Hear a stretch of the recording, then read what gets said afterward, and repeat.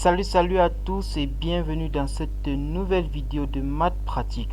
Alors ici nous allons aborder la notion d'algorithme d'Euclide étendu. Alors c'est quoi l'algorithme d'Euclide ou bien un algorithme d'Euclide étendu? C'est tout simplement un algorithme récursif ou bien disons lorsqu'on va faire sous forme de programme récursif qui permet de déterminer le PGCD dans le plus grand commun diviseur de deux entiers A et B ainsi que leur coefficient de Bézout. Ok, donc si on a nos deux entiers définis A et B, alors le coefficient de Bézout associé, ça sera les coefficients, les entiers relatifs x et y tel qu'on est P, PGCD de AB soit tout simplement égal à AX plus BY. Ok, donc ici x et y sont nos coefficients de Bézout. Alors vous devez sûrement vous demander quel est l'intérêt d'apprendre cet algorithme-ci. Ok, notons que l'algorithme d'Euclide étendu est utile dans de nombreux domaines tels que la cryptographie, la théorie des nombres, l'algorithme modulaire et bien sûr l'algèbre linéaire. Ok, alors concernant le principe de cet algorithme, disons que l'algorithme d'Euclide étendu utilise une variante de l'algorithme d'Euclide pour trouver le PGCD de deux entiers tout simplement. Ok, cet algorithme utilise une série d'équations linéaires pour trouver les coefficients de Bézout x et y. Donc c'est son principe de fonctionnement. Ok, alors l'idée de base de cet algorithme est que si B est égal à 0, alors le PGCD de A et B est tout simplement A. Sinon, nous pourrons tout simplement appliquer récursivement l'algorithme d'Euclide étendu à B et A modulo B et A modulo B pour trouver le PGCD et les coefficients de Bézout x, y correspondants. Ok, je pense que c'est assez clair. Alors passons donc tout simplement à l'implémentation du programme Python associé à cet algorithme là. Ok, ici nous sommes dans Jupyter Notebook. Commençons. Ici on va définir notre fonction qu'on va appeler Euclide étendu. Ok, ça va prendre en paramètre nos deux entiers A et bien sûr B.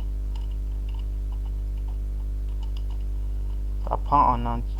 Donc on va dire si B, notons ici que A est toujours supérieur ou égal à B.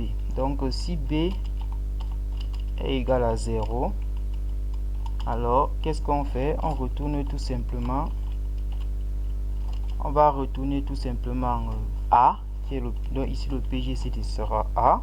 Ok, le coefficient de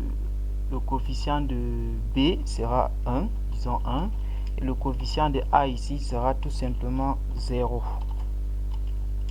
Ok, alors dans le cas concret, qu'est-ce qu'on fait?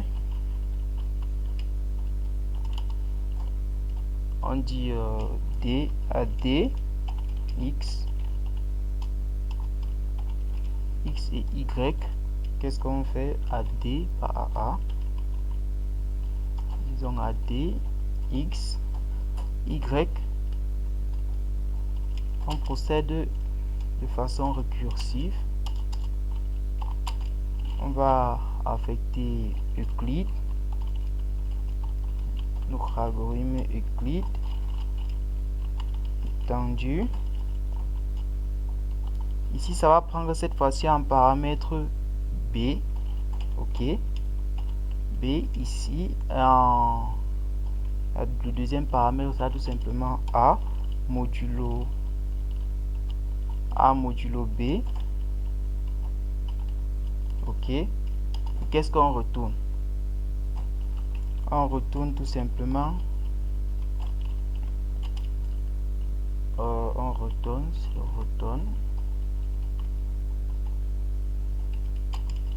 retourne tout simplement D, Y et dyx.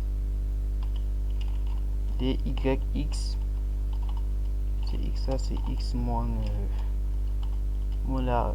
la division entière de a par b. Ceci multiplié par y. Tout simplement. Ok. Alors, testons à présent cet algorithme-là. Qu'est-ce qu'on va calculer? On va calculer par exemple le PGCD de 48 et 18. Ok. Donc on va dire, on va nommer ça P. On va dire Euclide étendu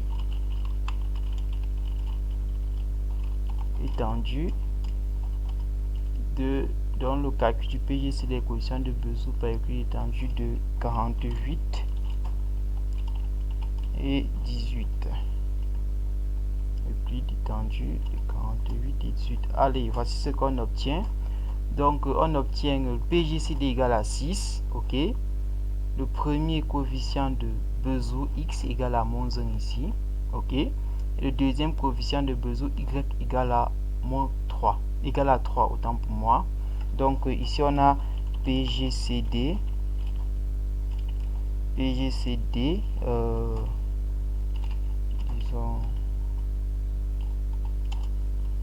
PGCD égale à 6. Ok. X ici égale à moins 1 et y égale à 3. Ok. Vous voyez très bien que on a moins 48 plus 18 fois 3, c'est bel et bien égal à 6. Ok. Prenons un autre exemple. Prenons par exemple le cas de, je ne sais pas, de 14 et 20. 14 et, je sais pas, 45 par exemple. Donc on va dire PGCD. Oh. On va dire Euclide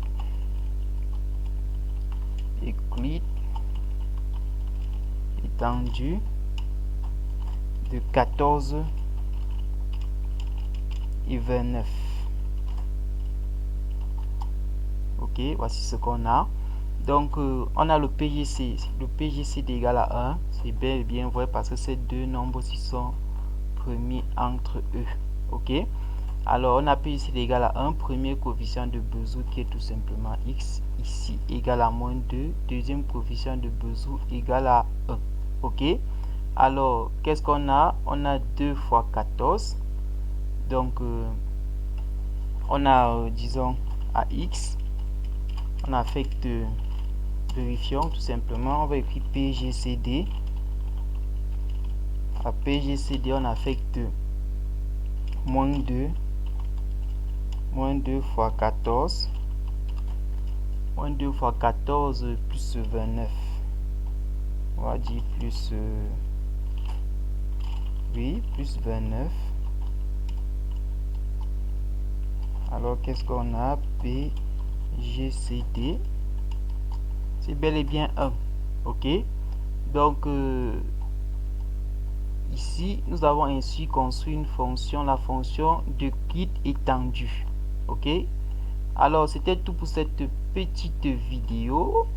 Surtout partagez-la massivement, cliquez sur le pouce bleu. Ok. Et pour ceux qui ne se sont pas encore abonnés, je vous conseillerais de le faire rapidement et j'espère que cette petite vidéo va vous aider ou bien vous aide déjà dans dans votre entreprise scientifique.